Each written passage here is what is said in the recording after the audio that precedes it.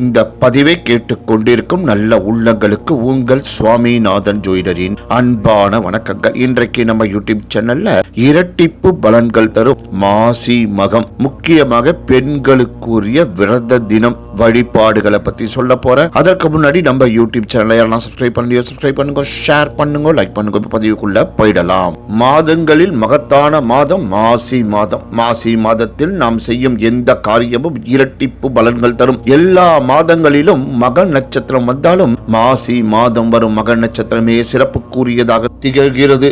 அன்றைய தினம் விரதம் இருந்தால் மறுபிறவி கிடையாது என்று புராணங்கள் சொல்லுகின்றன. உமாதேவியார் மாசி மாதம் மக நட்சத்திரத்தில் தான் தட்சனின் மகள் தட்சியாயினியாக அவதரித்தார் என்பதால் மிகவும் புண்ணிய நாளாக கருதப்படுகின்றது. பெண்களுக்குரிய விரத தினமாகவும் போற்றப்படுகின்றது. பாதாளத்தில் இருந்த பூமியை பெருமாள் வராக அவதாரம் எடுத்து வெளிக்கொணர்ந்த நாளும் மாசி மகத்தன்றுதான். உலகத்தை படைப்பதற்காக உலக பொருட்கள் அனைத்தையும் ஒரு கும்பத்தில் வைத்தனர். அது நீரில் மிதந்து வரும்பொழுது கும்பத்தை இறைவன் அம்பாள் ஏய அதன் மூக்கு பகுதி, அதாவது முன்னால் இருக்கும் கூம்பு என்ற கோண பகுதி உடைந்து விழுந்தது. அந்த இடமே கும்பகோணம் என்ற திருத்தலமாக பெயர் பெற்றது.